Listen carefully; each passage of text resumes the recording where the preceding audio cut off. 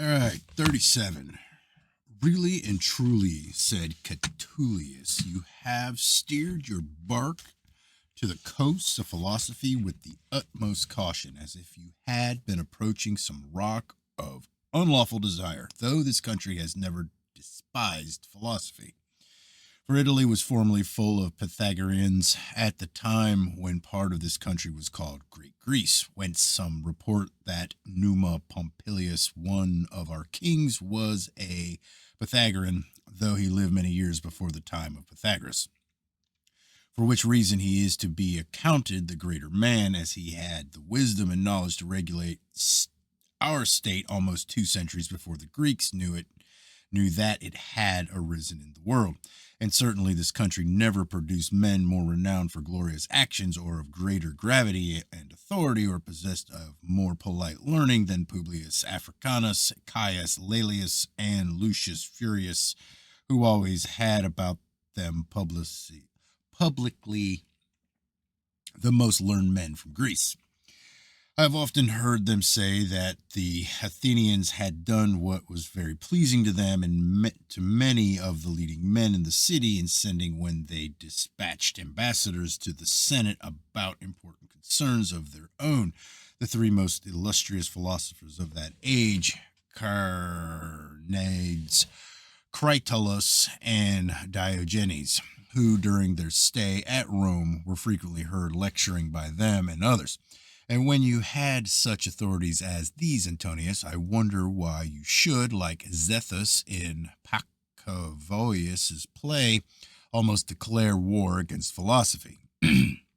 have not by any means done so, replied Antonius, for I have determined rather to philosophize like Ennius Neoplatonius. A little, since to be absolutely a philosopher is not agreeable to me. But my opinion, which I think I have clearly laid down, is this.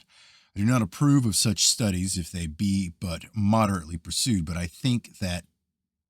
the reputation of that kind of learning and all suspicion of artifice is prejudicial to the orator with those who have the decision of affairs, for it diminishes the authority of the speaker and the credit of his speech. 38. But that our conversation may return to the point from which it digressed, do you observe that of those three illustrious philosophers who, as you said, came to Rome, one was Diogenes, who professed to teach the art of reasoning well and to distinguishing truth from falsehood, which he called by the Greek name, some Greek word, or logic. In this art, if it be an art, there are no directions how truth may be discovered, but only how it may be judged. For everything of which we speak, we either affirm to be or not to be. And if it be expressed absolutely, the logicians take it in the hand to judge whether it be true or false. Or if it be expressed conditionally and qualifications are added, they determine whether such qualifications are rightly added and whether the conclusion of each syllogism is true. And at last they torment themselves with their own subtleties, and after much disquisition find out not only what they themselves cannot resolve, but even arguments by which what they had before begun to resolve, or rather had almost made clear, is again involved in obscurity. Here, then,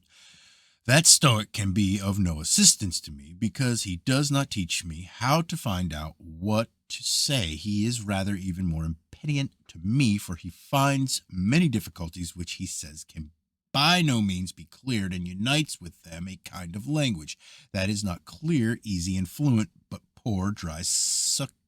succinct, and concise. And if anyone shall approve of such a style, he will approve it with the acknowledgement that it is not suited to the orator.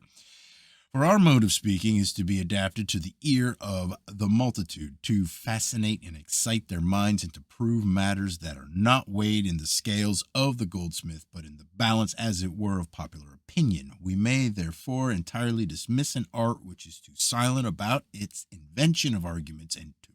full of words in pronouncing judgment on them. That Critolius,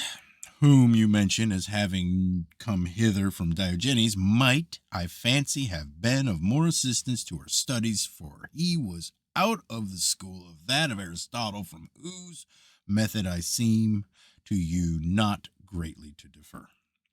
Between this Aristotle, of whom I have read as well that book in which he explains the rhetorical systems of all who went before him, as those in which he gives us some notions of his own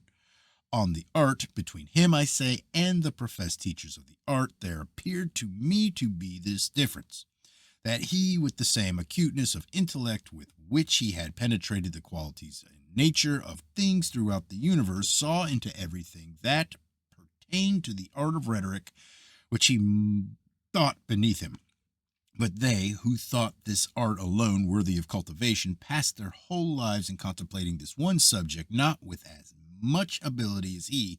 but with constant practice in their single pursuit and greater devotion to it. As to Carneades, that extraordinary force and variety of eloquence which he possessed would be extremely desirable for us, a man who never took up any argument in his disputations which he did not prove, never attacked any argument that he did not overthrow. But this is too arduous an accomplishment to be expected from those who profess and teach rhetoric.